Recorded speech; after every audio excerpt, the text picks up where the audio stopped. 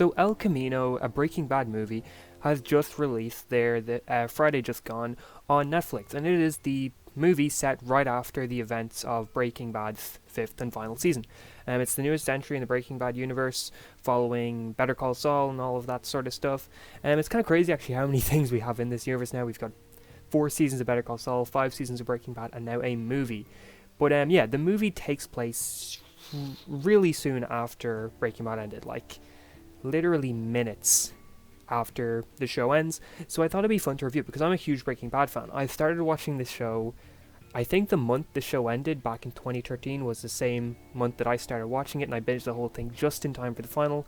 And so I've been a fan of it since it ended. And I've also watched all of Better Call Saul, and I'm a huge fan with all of that. So I really want to talk about this movie and all of that. This will be relatively spoiler free. There is a couple of things that are pretty spoilery. The movie itself, there's not a lot of story to it. It's kind of just a lot of scenes put together, and while there is a story going through all of that, a good deal of the movie is devoted to things that aren't related to the main story.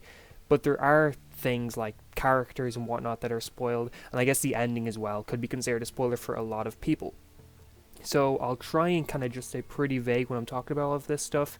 So yeah, first off, this movie was a very, very, very good re-entry into the Breaking Bad universe. Yes, we've had Better Call Saul, but this is the first. Better Call Saul and Breaking Bad are two very different beasts, I want to say.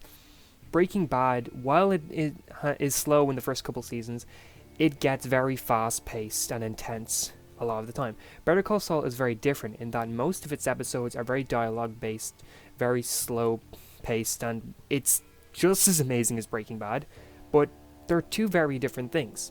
This movie definitely felt just like Breaking Bad and not a lot like Better Call Saul. This movie had the intensity, the action and whatnot that a lot of Breaking Bad was known for.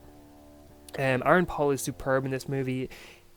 It really does feel like he's Jesse Pinkman again. 6 years later, when he's had a bunch of different roles, you think it might have been hard for him to step back into this character, but it definitely doesn't appear that way.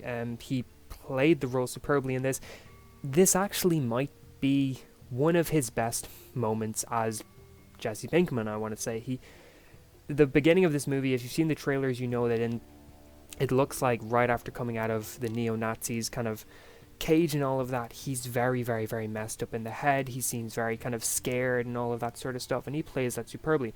As the movie goes on, he kind of backs out of that, and you can really tell by the end of the movie that this isn't a Jesse that's innocent, a Jesse like from the beginning of the show. Jesse at the beginning of the show, he wasn't innocent. He was still into drugs. He was still into making meth and that, but he innocent in that he didn't exactly have a cynical view of life.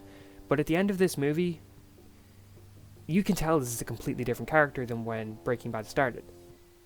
He doesn't have that hopefulness, that optimism that he had for the first couple seasons of Breaking Bad. And while in Breaking Bad that definitely did kind of die down a lot of the time, it's never more apparent than it is in this movie.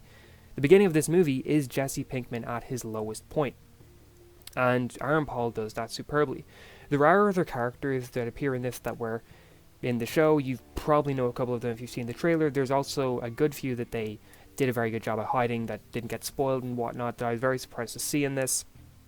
And while most of them do fit right back into the role of like no years have passed, some of the characters and actors are more noticeable than others. It's very noticeable time has passed. Some of the characters haven't aged as well as others, and that sort of stuff. So that does make it a little bit jarring at times.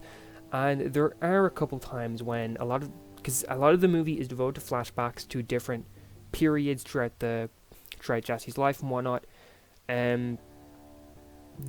Sometimes they do feel a tiny bit forced. Sometimes something will happen or a character will show up and you'll kind of think that didn't really add much to the story. Now this doesn't happen much.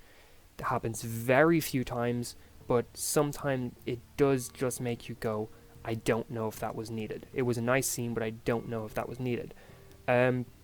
This also does kind of feel like something that could have been included in Breaking Bad originally. It doesn't feel like something that they needed to wait this long to make.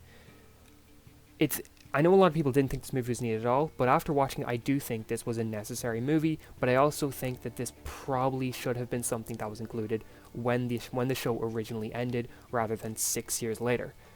For a bunch of reasons that I won't really get into, but I do feel that there was no need to wait this long to make this. I feel like if they wanted to wait 6 years to make something, it should have been set 6 years after Breaking Bad, and something like this should have happened right when the show ended to make things like characters aging and that not feel as forced. Also, if you're hoping for any kind of resolution or any kind of look into the life of people who are directly associated with Walter White, don't, because this is a Jesse Pinkman movie.